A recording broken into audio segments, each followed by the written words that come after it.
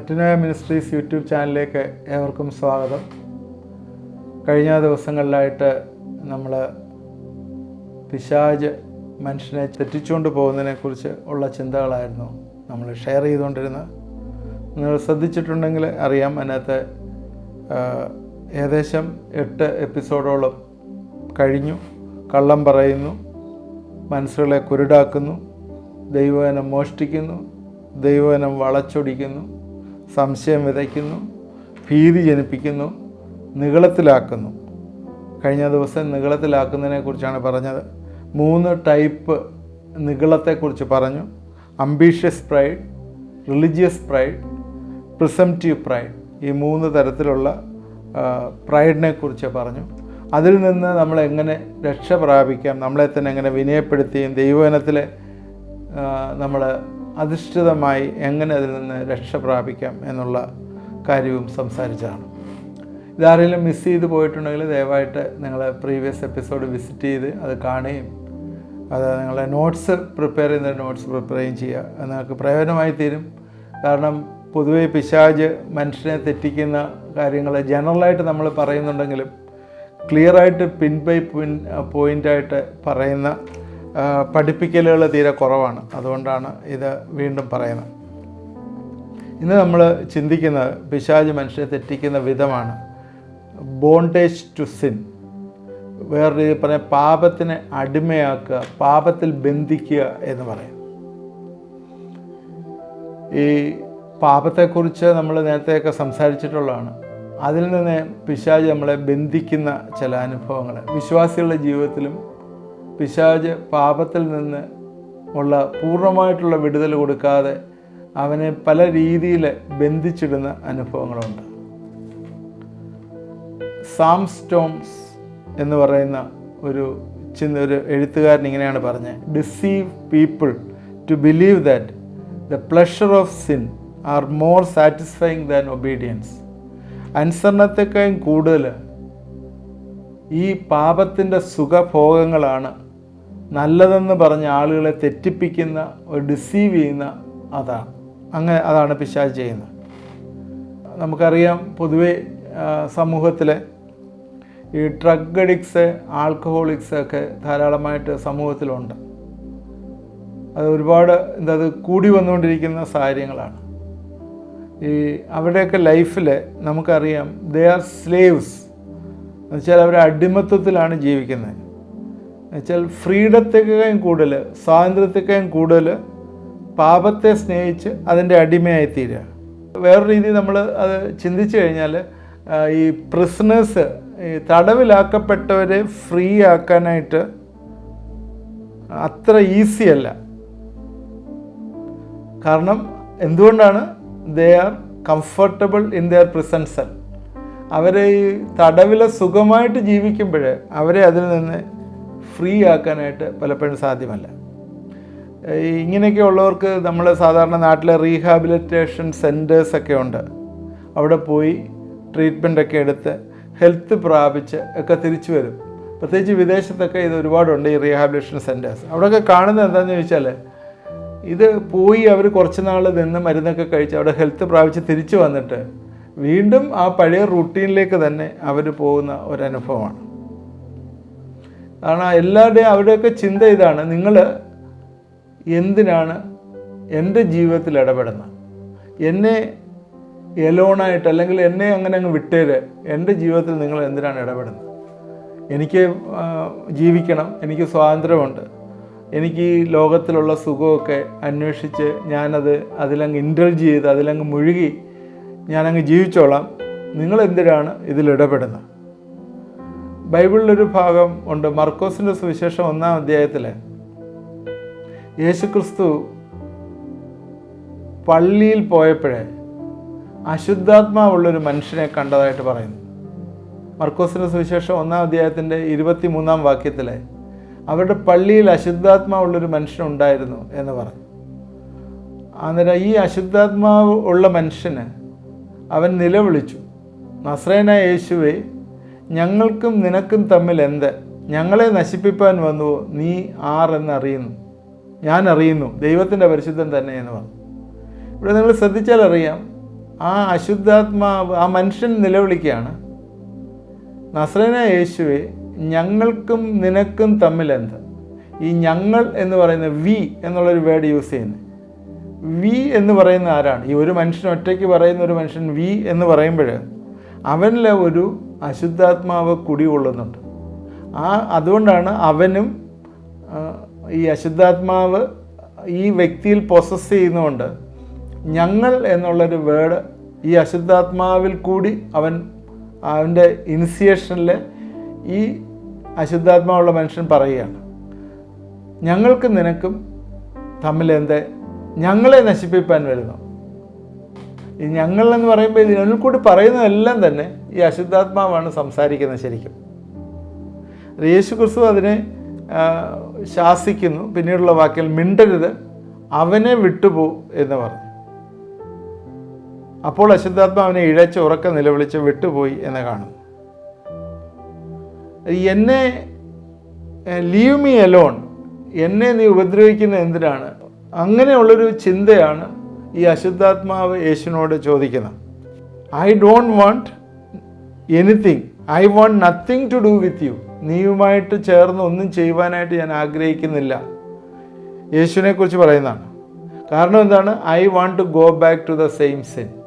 ഞാൻ നേരത്തെ ഉള്ള രീതിയിൽ തന്നെ ജീവിക്കാനായിട്ട് ആഗ്രഹിക്കുന്നു. ഇന്ന് ആളുകൾ ഒരുപാട് പേര് അങ്ങനെയാണ്. ഈ പാപത്തിൻ്റെ അടിമത്വത്തിലായിട്ട് ഇങ്ങനെ ഇതേ സെൻറ്റൻസാണ് പറയുന്നത്, എനിക്ക് പഴയതുപോലെ അങ്ങ് ജീവിച്ചു പോയാൽ മതി, എന്നെ നീ ശല്യപ്പെടുത്തുന്നത് എന്തിനാണ് എന്നുള്ളത്. നമുക്ക് മനസ്സിലാക്കേണ്ടത്, sin destroys the determining power of mind. മനസ്സിൻ്റെ തീരുമാന ശക്തിയെ പാപം നശിപ്പിച്ച് കളയാണ്.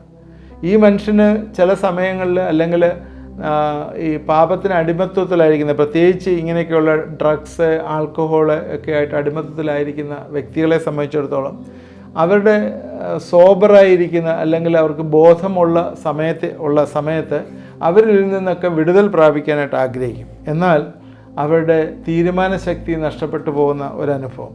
സ്ലേവറി ടു ഓൾ സിൻ, പഴയ പാപങ്ങൾക്ക് വീണ്ടും അവരെ അടിമയായി പോകുന്നു. വിശ്വാസികളെ സംബന്ധിച്ചിടത്തോളം അങ്ങനെയുണ്ട്. ദൈവിക പ്രമാണങ്ങൾ ജീവിച്ചവർ അല്ലെങ്കിൽ വീണ്ടും ജന്മം പ്രാപിച്ചവർ വീണ്ടും തെറ്റിപ്പോകുന്ന അനുഭവങ്ങൾ ഒരുപാട് നമുക്ക് കാണാം. ഈ നാളുകളിൽ ഒരുപാട് കാണാം. ഗലാത്യർക്ക് എഴുതിയ ലേഖനം 4-ാം അധ്യായത്തിൻ്റെ 8 മുതൽ ഉള്ള വാക്യങ്ങൾ, 8 മുതൽ 11 വരെയുള്ള വാക്യങ്ങൾ ഇങ്ങനെയാണ് എഴുതിയിരിക്കുന്നത്. എന്നാൽ അന്ന് നിങ്ങൾ ദൈവത്തെ അറിയാത്ത സ്വഭാവത്താൽ ദൈവങ്ങളല്ലാത്തവർക്ക് അടിമപ്പെട്ടിരുന്നു.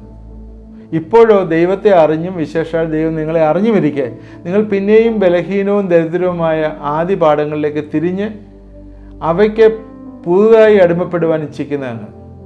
വീണ്ടും അത് തന്നെയാണ് പറയുന്നത്. ആദ്യമേ നിങ്ങൾ ദൈവത്തെ അറിയാത്ത സമയത്ത് ഇതിനൊക്കെ അടിമപ്പെട്ടിരുന്നതാണ്. എന്നാൽ വീണ്ടും നിങ്ങൾ അതിലേക്ക് തിരിയുന്നത് എന്താണ് എന്ന് ഗലാത്യർക്ക് എഴുതിയ ലേഖനത്തിനകത്ത് പൗലോസ് ഗലാത്യ സഭയോട് അംഗങ്ങളോട് ചോദിക്കുകയാണ്. ഇന്നും വിശ്വാസികളുടെ സമൂഹം ഇതുപോലെ തെറ്റിലേക്ക് വീണ്ടും പിശാച് അവരെ പിടിച്ചുകൊണ്ട് പോവുകയാണ്. കാരണം പാപത്തിൻ്റെ റൂട്ട് പലപ്പോഴും പിഴുതു പോയിട്ടില്ല. നമ്മൾ കാൽവറി ക്രൂശിൽ യേശുക്രിസ്തു സകല പാപവും പോക്കി നമ്മളെ ശുദ്ധീകരിച്ചു എന്ന് പറഞ്ഞ് ദൈവത്തിൻ്റെ സന്നിധിയിൽ നമ്മൾ കമ്മിറ്റ് ചെയ്യുമ്പോഴും പാപത്തിൻ്റെ ചില റൂട്ടുകൾ ആ ഉള്ളിൽ കിടപ്പുണ്ട്. ഈ കമ്പ്യൂട്ടറിൻ്റെ അകത്തെ ഈ സോഫ്റ്റ്വെയർ ഒക്കെ നമ്മൾ ഇടുമ്പോൾ അത് പലപ്പോഴും റീഫർബിഷ് ചെയ്യുന്നൊരു പ്രകൃതമുണ്ട്. എന്ന് വെച്ചാൽ അതിനകത്തുള്ള സാധനങ്ങൾ, അതിൻ്റെ പ്രോഗ്രാംസ് മുഴുവൻ മാറ്റിയിട്ട് പുതിയ പ്രോഗ്രാംസ് ഇടുന്നു എന്ന രീതിയിൽ നമ്മൾ ആ ഒരു രീതിയിൽ അതിൻ്റെ റൂട്ട്സും കൂടി മാറ്റി വെച്ചില്ലെങ്കിൽ പിശാച് വീണ്ടും അതിൽ വന്ന് ആക്രമിക്കുന്നതായിട്ട് കാണാം. സാത്താനും അതുപോലെ അവൻ്റെ കൂട്ടാളികൾ ഡെമൺസും ഇന്ന് ചുറ്റി നടന്നുകൊണ്ട് ക്രിസ്ത്യാനികളെ ആ പഴയ പാപത്തിലേക്ക് വീണ്ടും പിടിച്ചു കൊണ്ടുപോകാനായിട്ടും അതുപോലെ അവരുടെ ടെസ്റ്റിമണി നശിപ്പിക്കുവാനായിട്ടും ഇന്നും ശ്രമിക്കുന്നുണ്ട്. അതാണ് ബാക്ക് സ്ലൈഡ് കണ്ടീഷനിൽ കൂടി കടന്നു പോകുന്നത്. എന്നാൽ ദൈവം അവരെക്കുറിച്ച് പറയുന്നത് യെരമ്യാ പ്രവചനത്തിൻ്റെ 3-ാം അധ്യായത്തിൻ്റെ 14-ാം വാക്യത്തിൽ ഇങ്ങനെയാണ് പറഞ്ഞിരിക്കുന്നത്: വിശ്വാസത്യാഗികളായ മക്കളെ മടങ്ങി വരുവീൻ എന്ന് യഹോവയുടെ അരുളപ്പാട്. ഞാനല്ലോ നിങ്ങളുടെ ഭർത്താവ്. ഞാൻ നിങ്ങളുടെ പട്ടണത്തിൽ ഒരുത്തിനെയും വംശത്തിൽ 2 പേരെയും വീഴ്ത്തി സിയോനിലേക്ക് കൊണ്ടുവരും. ഞാൻ നിങ്ങൾക്ക് എൻ്റെ മനസ്സിനൊത്ത ഇടയന്മാരെ നൽകും. അവർ നിങ്ങളെ ജ്ഞാനത്തോടും ബുദ്ധിയോടും കൂടെ മേയിക്കും. ദൈവം വീണ്ടും മനുഷ്യനെ തിരിച്ചു കൊണ്ടുവരുന്നതിനായിട്ടുള്ള താല്പര്യത്തിൽ ഇരിക്കുന്നു. Promise to bring back to him. ദൈവത്തിന് ഒരുപാട് മുടിയന്മാരായിട്ടുള്ള പുത്രന്മാരുണ്ട്. അവരെല്ലാം തന്നെ ആ വലിയ ജോയിലേക്ക്, വലിയ സന്തോഷത്തിലേക്ക്, ആ സെലിബ്രേഷനിലേക്ക് തിരിച്ചു കൊണ്ടുവരാനായിട്ട് ദൈവം ആഗ്രഹിക്കുന്നു. ചില ആളുകളെ സംബന്ധിച്ചിടത്തോളം പറഞ്ഞാൽ അവരുടെ ഹൃദയത്തിലെ ഡീപ്പായിട്ടുള്ള, ഹൃദയത്തിൻ്റെ ഉള്ളിൽ ഡീപ്പ് വൂൺസ് ഉണ്ട്, മുറിവുകളുണ്ട്. അതിന് ഹീലിംഗ് ആവശ്യമാണ്. കാരണം ഹീലിംഗ് പ്രോപ്പറായിട്ട് നടന്നില്ലെങ്കിൽ, കർത്താവിനെ അറിഞ്ഞിട്ട് ആ പ്രോപ്പർ ഹീലിംഗ് നടന്നില്ലെങ്കിൽ വീണ്ടും ബാക്ക് സ്ലൈഡ് ചെയ്ത് പോകാനായിട്ടുള്ള ഒരുപാട് സാധ്യതകളുണ്ട്. അതുമാത്രമല്ല, ആ ദൈവസന്നിധിയിലുള്ള കോൺഫിഡൻസ് ചിലപ്പോൾ നഷ്ടപ്പെട്ടു പോകും. അതുകൊണ്ട് എന്താ സംഭവിക്കുന്നത്? സൺ എന്നുള്ളതിന് പകരമായിട്ട് വീണ്ടും ബെഗറായി തീരുവാനായിട്ടുള്ള ഒരു ചിന്തയിലേക്ക് പോകും. കാരണം എന്താണ്? അവൻ്റെ പാപങ്ങളെക്കുറിച്ചുള്ള വലിയ കുറ്റബോധം അവനിൽ വരും. ദൈവം ഒരിക്കലും നമ്മൾ നഷ്ടപ്പെട്ടു പോയ നമ്മളെ ദൈവം വിളിച്ച് അവൻ്റെ മകനാക്കി തീർത്താണ്. എന്നാൽ അവനെ മകനാക്കി തീർത്തിട്ടും അവനെ വീണ്ടും ദാരിദ്ര്യം അനുഭവിക്കുന്ന, മുടിയനായ പുത്രനെ പോലെ വീണ്ടും ദാരിദ്ര്യം അനുഭവിക്കുന്ന പോലെ ഒരു സെപ്പറേഷനിലേക്ക് പോയിരിക്കും. അത് ഈ സെപ്പറേഷനിലേക്ക് പോകുമ്പോൾ അവിടെ എന്താണ് സംഭവിക്കുന്നത്? ഈ ബാക്ക് സ്ലൈഡ് വരുമ്പോഴത്തേക്ക് ആദാമും ഹവ്വായും ഏദൻ തോട്ടത്തിൽ ചെയ്തതുപോലെ അവർ മൂടി വയ്ക്കുവാനും ഒളിക്കുവാനും ദൈവത്തിൻ്റെ സാമീപ്യത്തെ ഭയപ്പെടുവാനും തുടങ്ങും. ഗലാത്യ സഭയ്ക്ക് ഇത് തന്നെ വന്ന് അവരെ ജുദായിസത്തിലേക്ക് മടങ്ങിപ്പോകുന്ന ഒരു റിലീജിയസ് ബാക്ക് സ്ലൈഡിങ് കാണുന്നുണ്ട്. കാരണം ലീഗലിസ്റ്റിക് ആയിട്ടുള്ള ചിന്താഗതി വന്നിട്ട് യേശുവിലുള്ള വിശ്വാസം മാത്രം പോരാ, പഴയ നിയമത്തിലുള്ള പ്രമാണങ്ങളും കൂടി ആചരിക്കണം എന്ന് ചിന്തിക്കുന്ന രീതിയിലുള്ളൊരു മടങ്ങിപ്പോക്ക്, റിലീജിയസ് ബാക്ക് സ്ലൈഡിങ് എന്ന് പറഞ്ഞാൽ പിതാവിൻ്റെ സഹായം ഇനി ആവശ്യമില്ല. They become beggars rather than son. മകനേക്കാൾ ഉപരിയായിട്ട് അവർ ഭിക്ഷ യാചിക്കുന്നത് പോലെ ഉള്ള ഒരു അനുഭവത്തിലേക്ക് പോകുന്നു. നമുക്കറിയാം, ഈ പ്രത്യേകിച്ചും ഈ വിശ്വാസ സമൂഹത്തിലൊക്കെ തന്നെ ഈ ചെറുപ്പകാലത്തിൽ, ഈ ടീൻസിൽ ഒക്കെയുള്ള ആളുകൾ, അവരെ ഈ ദൈവനം പഠിക്കുവാനും ഒക്കെയുള്ള സാവകാശം ഉള്ളപ്പോൾ ഈ കുഞ്ഞുങ്ങളൊക്കെ കർത്താവിനെ അറിയാനായിട്ടും ഒക്കെ ഇടവരുന്നത് നമുക്കറിയാം, പല ഭവനങ്ങളിലും അറിയാം. എന്നാൽ കുറച്ച് കഴിയുമ്പോൾ യൂത്തിൻ്റെ ആക്ടിവിറ്റീസും എല്ലാമായി കഴിയുമ്പോഴത്തേക്ക് അവർ ഫെയ്ത്തിൽ നിന്ന് ഗ്രാജുവലി ഡ്രിഫ്റ്റ് ചെയ്ത് പോകുന്നതായിട്ട് കാണാം. ഇതേ അവസ്ഥ യൂറോപ്പിലും അമേരിക്കയിലും നേരത്തെ വർഷങ്ങളിൽ ആദ്യം ഉണ്ടായിരുന്നു. അത് കഴിഞ്ഞാൽ ഡ്രിഫ്റ്റ് ചെയ്ത് പോയി. അവരന്ന് മിഷണറീസിനെ ഇങ്ങോട്ട് ഇന്ത്യയിലോട്ട് അയച്ചുകൊണ്ടിരുന്നു. ഇന്ത്യയിലൊക്കെ ആൾ അറിഞ്ഞ് ദൈവത്തെ അറിഞ്ഞു. എന്നാൽ ഇന്ന് നോക്കി ക്രിസ്തീയ സഭകളിലെല്ലാം കാണുന്നത് എന്താണെന്ന് വെച്ചാൽ ഈ ഫെയ്ത്തിൽ നിന്ന് ഡ്രിഫ്റ്റ് ചെയ്തുകൊണ്ട് പോകുന്ന ഒരു അനുഭവമാണ് കാണുന്നത്. ധാരാളം എക്സാമ്പിൾസ് പറയാനുണ്ട്. ഇന്ന് വിദേശത്ത് ഏറ്റവും കൂടുതൽ ആളുകൾ എത്തിസ്റ്റ്, ദൈവം ഇല്ല എന്നുള്ള ചിന്താഗതിയിലേക്കാണ് പോകുന്നത്. അതുകൊണ്ട് വേണ്ട രീതിയിലുള്ള പരിപോഷണം അല്ലെങ്കിൽ സഭയിൽ അല്ലെങ്കിൽ കൂട്ടായ്മയിൽ വേണ്ട രീതിയിലുള്ള പരിപോഷണം കിട്ടാതെ കൊണ്ട് വീണ്ടും സാത്താൻ അടിമയായി പോകുന്ന അനുഭവം. സാത്താൻ ഇങ്ങനെ ഓരോരുത്തരെ പിടിച്ചുകൊണ്ട് പാപത്തിൻ്റെ പങ്കിലമായിട്ടുള്ള ജീവിതത്തിലേക്ക് വീണ്ടും പിടിച്ചുകൊണ്ട് പോവുകയാണ്. റോമർക്ക് എഴുതിയ ലേഖനം 8-ാം അധ്യായത്തിൻ്റെ 12 മുതൽ 17 വരെയുള്ള വാക്യങ്ങളിൽ ജഡത്തെ അനുസരിച്ച് ജീവിക്കുന്നവരും ആത്മാവിനെ അനുസരിച്ച് ജീവിക്കുന്നവരെയും കുറിച്ചൊരു കമ്പാരിസൺ അവിടെ പറയുന്നുണ്ട്. റോമർ 8-ന്റെ 12 മുതൽ 17 വരെ. ആകയാൽ സഹോദരന്മാരെ, നാം ജഡത്തെ അനുസരിച്ച് ജീവിക്കേണ്ട ജഡത്തിനല്ല കടക്കാരാകുന്നു. നിങ്ങൾ ജഡത്തെ അനുസരിച്ച് ജീവിക്കുന്നുവെങ്കിൽ മരിക്കും നിശ്ചയം. ആത്മാവിനാൽ ശരീരത്തിൻ്റെ പ്രവൃത്തികളെ മരിപ്പിക്കുന്നുവെങ്കിലോ നിങ്ങൾ ജീവിക്കും. ദൈവാത്മാവ് നടത്തുന്ന ഏവരും ദൈവത്തിൻ്റെ മക്കളാകുന്നു. നിങ്ങൾ പിന്നെയും ഭയപ്പെടേണ്ട ദാസ്യത്തിൻ്റെ ആത്മാവിനെ അല്ല, അബ്ബാ പിതാവേ എന്ന് വിളിക്കുന്ന പുത്രത്തിൻ്റെ ആത്മാവെ അത്ര പ്രാപിച്ചത്. നാം ദൈവത്തിൻ്റെ മക്കൾ എന്ന് ആത്മാവ് താനും നമ്മുടെ ആത്മാവോടെ സാക്ഷ്യം പറയുന്നു. നാം മക്കളെങ്കിലോ അവകാശികളുമാകുന്നു, ദൈവത്തിൻ്റെ അവകാശികളും ക്രിസ്തുവിൻ്റെ കൂട്ടാവകാശികളും തന്നെ. നാം അവനോട് തേസ്കരിക്കപ്പെടേണ്ടത് അവനോട് കഷ്ടം അനുഭവിച്ചാൽ അത്രയും. ബൈബിളിലെ കുറിച്ച് ശരിയായിട്ട് പാപത്തെക്കുറിച്ച് നമ്മൾ പഠിക്കാത്തത് കൊണ്ടാണ് പലപ്പോഴും നമ്മൾ തെറ്റിപ്പോകുന്നത്. ഈ ജഡം എന്ന് പറയുന്നത് നമ്മുടെ ഈ ശരീരമല്ല പ്രധാനമായിട്ട്. ഇതിൻ്റെ ഒരു ശരീരം ഇൻവോൾവ് ചെയ്യുന്നൊരു പ്രവർത്തനം, മൈൻഡും ശരീരം കൂടി ഇൻവോൾവ് ചെയ്യുന്നൊരു പ്രവർത്തന മേഖലയാണ് ഈ ഫ്ലഷ് എന്ന് വേണമെങ്കിൽ പറയാം. Flesh brings death. അത് ജഡം നമ്മളെ മരണത്തിലേക്ക് നയിക്കുന്നു. അതുകൊണ്ട് ഈ ജഡത്തിൻ്റെ പ്രവൃത്തികളെ എല്ലാം നമ്മൾ കളയുമ്പോഴാണ്, ആത്മാവിൽ പ്രവൃത്തികളെ മരിപ്പിക്കുമ്പോഴാണ് നമ്മൾ ജീവിക്കുന്നത്. അതെങ്ങനെയാണ് ജീവിക്കുന്നത്? ആത്മാവിലാണ് നമ്മൾ ജീവിക്കേണ്ടത്. അത് ഈ ആത്മാവിൽ ജീവിക്കുന്നവരാണ് ദൈവത്തിൻ്റെ മക്കളായിട്ട് ജീവിക്കുന്നത്. അതുകൊണ്ടാണ് പറഞ്ഞ് ഈ ഇത്രയും വലിയ രക്ഷ നമ്മൾ കിട്ടിയിട്ട് പോലും അത് മരണപര്യന്തം വരെ നമുക്ക് എതിർത്ത് നിൽക്കണം എന്ന് പറയുന്ന അതിന് നമുക്ക് കഴിഞ്ഞില്ലെങ്കിൽ നമ്മൾ വീണ്ടും തെറ്റിലകപ്പെട്ടു പോകും. 1 തെസ്സലോനിക്കർ 5:22 ഇങ്ങനെയാണ് പറയുന്നത്, abstain from every form of evil, സകലവിധ ദോഷവും എവരി ഫോം. ആ എവരി ഫോം എന്നുള്ളത് നമ്മൾ പലപ്പോഴും ഡിലീറ്റ് ചെയ്ത് പോകും. എല്ലാ തരത്തിലുള്ള ഓൾ സോർട്സ് ഓഫ് സിൻ നമുക്ക് സാധ്യതകളുണ്ട്. പാപം, ഇവൻ വിശുദ്ധന്മാരെന്ന് പറയുന്നവർ പോലും പല രീതിയിലെ പാപത്തിന് എക്സ്പോസ്ഡ് ആയി കഴിയുമ്പോൾ അടിമപ്പെട്ടു പോകുന്ന അനുഭവങ്ങൾ ഒരുപാടുണ്ട്. അതുകൊണ്ട് പിശാച് ആ രീതിയിൽ കണ്ണിങ്ങായിട്ട് ജഡത്തിൻ്റെ പ്രവൃത്തികൾ കൊണ്ട് ഇൻഡ്യൂസ് ചെയ്യാനായിട്ട് നോക്കുകയാണ്. എബ്രായർക്കെഴുതിയ ലേഖനം 3-ാം അധ്യായത്തിൻ്റെ 12 മുതലുള്ള വാക്യങ്ങളിൽ ഇങ്ങനെയാണ് എഴുതിയിരിക്കുന്നത്, സഹോദരന്മാരെ, ജീവനുള്ള ദൈവത്തെ ത്യജിച്ചു കളയാതിരിക്കേണ്ടതിന് അവിശ്വാസമുള്ള ദുഷ്ടഹൃദയം നിങ്ങൾ ആർക്കും ഉണ്ടാതിരിക്കാൻ നോക്കുകയും. അവിശ്വാസമുള്ള ദുഷ്ടഹൃദയം അത് എന്താണെന്ന് വെച്ചാൽ ഈ ഇടയ്ക്കിടയ്ക്ക് ഹൃദയത്തിൽ അവിശ്വാസം വന്നു കയറും. അത് താഴോട്ടുള്ള ഭാഗങ്ങളിൽ വീണ്ടും പറയുന്നുണ്ട്, ആദ്യ വിശ്വാസം അവസാനത്തോളം മുറുകെ പിടിച്ചുകൊണ്ട് നിന്നാൽ നാം ക്രിസ്തുവിൽ പങ്കാളികളായി തീർന്നിരിക്കുന്നുവല്ലോ. ഇന്ന് നിങ്ങൾ അവൻ്റെ ശബ്ദം കേൾക്കുന്നുവെങ്കിൽ മത്സരത്തിൽ എന്ന പോലെ നിങ്ങളുടെ ഹൃദയത്തെ കഠിനമാക്കരുത്. നിങ്ങൾ തന്നെ ഒരു എൻകറേജ്മെൻറ്റ് വരണം. നിങ്ങളുടെ ഉള്ളിൽ തന്നെ ഒരു എൻകറേജ്മെൻറ്റ്. ക്രിസ്ത്യൻ ഫെയ്ത്തിൽ അത് ഏറ്റവും ഇമ്പോർട്ടൻ്റ് ആണ്. അതുമാത്രമല്ല, നിങ്ങളുടെ ജീവിതങ്ങൾ കൂടി മറ്റുള്ള സഹവിശ്വാസികളും എൻകറേജ്ഡ് ആവണം എന്ന് പറഞ്ഞാൽ അവരെ ഉയർത്തിക്കൊണ്ട് വരണം, വിശ്വാസത്തിൽ ഉയർത്തിക്കൊണ്ടുവരുന്ന റെസ്പോൺസിബിലിറ്റി. എത്ര തിരക്കായാലും 2-3 പേരെയെങ്കിലും ഒരു ദിവസം ഫോണിൽ വിളിച്ചിട്ട് അവരുടെ ജീവിതത്തെക്കുറിച്ചൊന്ന് ചോദിക്കുകയും അവരുടെ ക്വയറ്റ് ടൈം എന്തുണ്ടായിരുന്നു, അവർ ദൈവം എന്താ പഠിച്ചത് എന്നൊക്കെ ഒന്ന് ഡിസ്കസ് ചെയ്യുകയും ചെയ്യുക. ദൈവത്തിൻ്റെ ആത്മാവിൻ്റെ പ്രവൃത്തി ഏത് രീതിയിലാണ് എന്ന് നമുക്കറിയത്തില്ലല്ലോ. പാപത്തിൽ നിന്ന് തിരികെ വന്നാൽ പോലും ചിലർ ഐസൊലേറ്റ് ആയിപ്പോവും. നമുക്കറിയാം, ഈ ബാക്ക് സ്ലൈഡ് ചെയ്ത് പോകുന്ന ആളുകളെ നമ്മൾ ശ്രദ്ധിച്ചാൽ അറിയാം. അവരോട് പോയി ഇരിക്കുമ്പോഴേ അവർക്കറിയാം ചില കാര്യങ്ങൾ അവരെ കൂട്ടത്തില്ല, ഫെലോഷിപ്പിൽ കൂട്ടാതെ ഇരിക്കുന്ന അനുഭവങ്ങളുണ്ട്.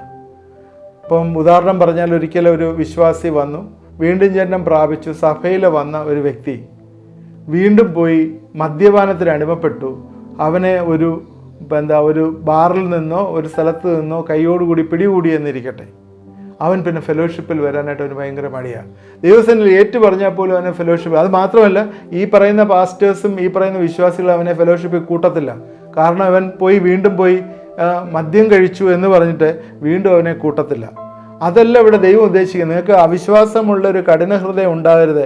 ഇങ്ങനെയുള്ളവരുണ്ടെങ്കിൽ അവരോട് പോയിരുന്ന് സംസാരിച്ച് അവരെ എൻകറേജ് ചെയ്ത് ദൈവവനെ പഠിപ്പിച്ച് അവരെ ബലപ്പെടുത്തണം. അതുകൊണ്ട് ബാക്ക് സ്ലൈഡേഴ്സിനുള്ളൊരു മിനിസ്ട്രി ഭയങ്കര പ്രധാനപ്പെട്ട ഒരു മിനിസ്ട്രിയാണ്. യാക്കോബിൻ്റെ ലേഖനം 4-ാം അധ്യായത്തിൽ തന്നെ പറയുന്നുണ്ട്, വിശ്വാസത്തിലേക്ക് തിരിച്ചു കൊണ്ടുവരിക. ആരെങ്കിലും തെറ്റിപ്പോയാൽ വിശ്വാസത്തിലേക്ക് തിരിച്ചു കൊണ്ടുവരിക. അത് ഈ തെറ്റിച്ച് കളയുന്നതും അവിശ്വാസമുള്ള ഹൃദയം കൊണ്ടുവരുന്നതും ഒക്കെ ആയിട്ടുള്ളൊരു വലിയ ശുശ്രൂഷ പിശാച് ചെയ്തുകൊണ്ടിരിക്കുക. ബോണ്ടേജ് ഓഫ് സിൻ, ഇന്നും ആളുകൾ തിരിച്ച് ബോണ്ടേജിലേക്ക് പോവുകയാണ്. ഇത് എൻ്റെ ഇന്നത്തെ ഈ സമയം ഇവിടെ തീർന്നുകൊണ്ട് ഞാൻ ഇവിടെ നിർത്തുകയാണ്. ഇത് തുടർന്ന് നമ്മളെ ഈ ബോണ്ടേജ് ഓഫ് സിന്നിനെ കുറിച്ച് ഒരു എപ്പിസോഡ് എടുത്തെങ്കിലേ അത് തീരുള്ളൂ. കാരണം ഈ പ്ലഷേഴ്സ് ഓഫ് സിന്നും അതിൽ നിന്നുള്ള വിക്ടറിയും അതിനോട് ചേർന്ന് നമ്മൾ പറയണമല്ലോ. അതുകൊണ്ട് നമ്മൾ ശ്രദ്ധിക്കുക, പിശാച് എല്ലാ സമയവും വീണ്ടും ആ പഴയ പാപത്തിലേക്ക് പിടിച്ചുകൊണ്ട് പോകാനുള്ള എല്ലാ സാധ്യതയുണ്ട് ഈ നാളുകളിൽ. അതുകൊണ്ട് നമ്മൾ ഏറ്റവും കൂടുതൽ സെൻസിറ്റീവ് ആയിരിക്കേണ്ട ഒരു ആവശ്യമാണ്. നമ്മൾ ഈ പഴയ പാപത്തിലേക്ക് വീണ്ടും നിങ്ങളെ പഴയ മനുഷ്യനാക്കി കൊണ്ടുപോകാനായിട്ടുള്ള എല്ലാ സാധ്യതയുണ്ട്. അതുകൊണ്ട് ഈ നാളുകളിൽ ഈ ബോണ്ടേജിൽ നിന്ന് ദൈവം നമ്മളെ വിടുവിക്കട്ടെ. ഈ ബോണ്ടേജിൽ വീണ്ടും നമ്മളായിപ്പോരുത്, പിശാചിൻ്റെ അടിമത്തത്തിലേക്ക് വീണ്ടും ആയിപ്പോരുത്. അതുകൊണ്ട് ഹൃദയത്തിൻ്റെ ഉള്ളിലെ ഏതെങ്കിലും പിശാചിന് ക്ലെയിം ചെയ്യാനായിട്ടുണ്ടെങ്കിൽ ആ പാപത്തെയും കൂടെ പിഴുത് കളഞ്ഞിട്ട് അവിടെ കർത്താവിൻ്റെ ക്രൂശ്, യേശുവിൻ്റെ രക്തം വെച്ച് അവിടെ സൗഖ്യം പ്രാപിക്കുക എന്നുള്ളതാണ് എനിക്ക് പറയാനായിട്ടുള്ളത്. എന്നെ കേൾക്കുന്ന പ്രിയപ്പെട്ടവർ ആരെങ്കിലും ഈ കർത്താവിൻ്റെ ഈ അനുഭവത്തിൽ ആ ഒരു റീഡെഡിക്കേഷനിൽ വന്നിട്ടുള്ളതെങ്കിൽ, ഏതെങ്കിലും വൈസസിന് അടിമയായിട്ടുണ്ടെങ്കിൽ, ഇന്ന് പകൽക്കാലം എന്നോട് ചേർന്ന് നിങ്ങൾ പ്രാർത്ഥിക്കുമെങ്കിൽ ദൈവം നിങ്ങൾക്ക് വലിയൊരു വിടുതൽ തരും. സൗഖ്യദായകമായിട്ടുള്ള, മനസ്സിനുള്ള സൗഖ്യമായിട്ടുള്ളൊരു ശുശ്രൂഷ ദൈവം നിങ്ങളെ ഏൽപ്പിക്കും, നിങ്ങൾക്ക് വിടുതൽ തരും. കാരണം ഒരിക്കൽ പാപം ചെയ്യുന്ന പോലെയല്ല, പാപത്തിൽ കണ്ടിന്യൂ ചെയ്യുന്നത്. അത് റിബല്യനാണ്, അതിക്രമമാണ്. അതിക്രമം അടുത്ത ജനറേഷനിൽ കൂടെ ട്രാൻസ്ഫർ ചെയ്യുമെന്നാണ് എക്സോഡസിൽ പറയുന്നത്. അതാണ് പിശാച് കഴിയുന്ന മേലെഴുത്ത്, ഓവർ റൈറ്റിംഗ് എന്ന് പറയുന്നത്. അതിനെക്കുറിച്ച് പിന്നെ ഒരിക്കൽ നമുക്ക് സംസാരിക്കാം, നമുക്ക് പ്രാർത്ഥിക്കാം. ദൈവമായ കർത്താവേ, ഇത് കണ്ടുകൊണ്ടിരുന്ന എല്ലാവരെയും നീ അനുഗ്രഹിക്കണമേ, സഹായിക്കണമേ എന്ന് പ്രാർത്ഥിക്കുന്നു. പിശാച് വന്ന് മനുഷ്യനെ തെറ്റിച്ചുകൊണ്ട് പോവുകയാണ്. ഏത് രീതിയിലാണെന്ന് അറിയത്തില്ല, ഏതെങ്കിലും രീതിയിൽ അവൻ തെറ്റിച്ചുകൊണ്ട് പോവുകയാണ്. അവൻ്റെ സൈന്യത്തിൽ ആളിനെ കൂട്ടുക എന്നുള്ള വലിയൊരു ദൗത്യത്തിലേക്ക് അവൻ ഇറങ്ങിയിരിക്കുകയാണ്. അതുകൊണ്ട് കർത്താവേ, എന്നെ ഉപദ്രവിക്കരുത്, ഞാനും നീയും തമ്മിൽ എന്തേ എന്ന് പറഞ്ഞുകൊണ്ട് ഇന്നും പിശാച് ക്രിസ്ത്യാനികളെ തന്നെ തെറ്റിച്ചുകൊണ്ട് പോകാനായിട്ട് ശ്രമിക്കുന്നു. ഞങ്ങളെ പ്രാർത്ഥിക്കുന്നു, നിൻ്റെ ആത്മാവിൻ്റെ ഇടപെടൽ ഈ ജീവിതങ്ങളിൽ ഉണ്ടാവണം. എന്നെ കണ്ടുകൊണ്ടിരിക്കുന്ന ചിലർക്ക് ചില മുറുകെ പറ്റുന്ന പാപങ്ങൾ, ഉപേക്ഷിക്കപ്പെടാൻ വയ്യാത്ത ചില പാപങ്ങൾ ഇന്നവരെ ബൈൻഡ് ചെയ്യുന്നുണ്ടെങ്കിൽ യേശുവിൻ്റെ നാമത്തിൽ അത് മാറിപ്പോട്ടെ എന്ന് പ്രാർത്ഥിക്കുന്നു. അനേകം വർഷങ്ങൾ പഴക്കമായി രഹസ്യമായി കൊണ്ടു നടക്കുന്ന ചില പാപങ്ങൾ യേശുവിൻ്റെ നാമത്തിൽ ക്രൂശിക്കപ്പെട്ട ക്രിസ്തുവിൻ്റെ അവൻ്റെ രക്തത്താൽ ഇന്നത് ശുദ്ധീകരണം പ്രാപിച്ചാൽ ഇന്ന് വിടുതൽ പ്രാപിക്കുകയാണ്. എന്നോട് ചേർന്ന് നിങ്ങൾ പ്രാർത്ഥിക്കുന്നുണ്ടെങ്കിൽ ആ വലിയൊരു ഡെലിവറൻസ് നിങ്ങളുടെ ജീവിതങ്ങളിലേക്ക് വന്നു ചേരും. ഏതൊക്കെയാണെങ്കിലും ആ വലിയ കമ്പ്യൂട്ടറിലെ റീപർബിഷിംഗ് എന്ന് പറയുന്ന പോലെ ആ സോഫ്റ്റ്വെയർ മുഴുവൻ മാറ്റി പുതിയ സോഫ്റ്റ്വെയർ കർത്താവ് തരികയാണ്. ഹല്ലേലൂയ, വലിയ വിടുതൽ ഏറ്റെടുക്കും. അതുമായിട്ട് ബന്ധപ്പെട്ട ചില രോഗങ്ങൾ നിങ്ങളെ ഭരിക്കുന്നുണ്ട്. സ്തോത്രം. ഇന്ന് രാത്രികാലം ആ രോഗങ്ങൾക്ക് നിങ്ങൾക്ക് വലിയൊരു വിടുതൽ വരികയാണ്. നിങ്ങളുടെ പാപപങ്കിലമായ ജീവിതവുമായി ബന്ധപ്പെട്ടിട്ട് നിങ്ങളുടെ ജീവിതത്തിൽ ചില രോഗങ്ങൾ വന്നിട്ടുണ്ട്. എന്താണെന്ന് എനിക്കറിയത്തില്ല, ദൈവം നിങ്ങളെ കാണിച്ചു തരുന്നു. നിങ്ങളൊന്ന് ഏറ്റുപറഞ്ഞ് പ്രാർത്ഥിക്കുമോ? ഇന്ന് വലിയൊരു റിലീസ് നിങ്ങളുടെ ജീവിതത്തിൽ വരും. ഹല്ലേലൂയ. ദൈവം നിങ്ങളെ വിടുവിക്കുന്ന ദൈവമാണ്. എന്നോട് ചേർന്ന് പ്രാർത്ഥിച്ച ആരെങ്കിലും ഉണ്ടെങ്കിൽ അവർക്ക് അത് തീർച്ചയായും അത് 100% അത് എക്സ്പീരിയൻസ് ചെയ്യാനായിട്ട് സാധ്യമാകും. വീണ്ടും ആ പാപത്തിൽ വീഴാതെ ദൈവം നിങ്ങളെ കാത്തു പരിപാലിക്കാനായി ദൈവത്തിൻ്റെ സന്നിധിയിൽ നിങ്ങൾ വിനയപ്പെടുകയും ദൈവസന്നിധിയിൽ പ്രാർത്ഥിക്കുകയും ചെയ്യുക. കർത്താവേ, എന്നോട് ചേർന്ന് പ്രാർത്ഥിച്ചവരെല്ലാം അനുഗ്രഹിച്ച് ഓർത്ത സ്തോത്രം. എല്ലാ പ്രയാസങ്ങളിൽ നിന്ന് വരെ വിടുവിക്കുകയും സഹായിക്കുകയും ചെയ്യും. യേശുവിൻ്റെ നാമത്തിൽ പ്രാർത്ഥിക്കുന്നു, കേൾക്കണമേ. ആമേൻ. ഇത് കണ്ടുകൊണ്ടിരുന്ന എല്ലാവരും ദൈവം അനുഗ്രഹിക്കട്ടെ. തുടർന്ന് ഇത് വാച്ച് ചെയ്യണം, നിങ്ങളുടെ ഫ്രണ്ട്സിനെ ഷെയർ ചെയ്ത് കൊടുക്കണം. പ്രയർ റിക്വസ്റ്റ് അല്ല വാട്സാപ്പ് നമ്പറിൽ ഇട്ട് തന്നാൽ നിങ്ങൾക്ക് വേണ്ടി പ്രാർത്ഥിക്കുന്നതാണ്. ആദ്യമായിട്ട് കാണുന്നവരെ സബ്സ്ക്രൈബ് ചെയ്യണം. ഇത് നിങ്ങൾക്ക് അനുഗ്രഹമായി തീർന്നു എന്ന് വിചാരിക്കുന്നു. ദൈവം നമ്മളെ എല്ലാവരെയും അനുഗ്രഹിക്കട്ടെ.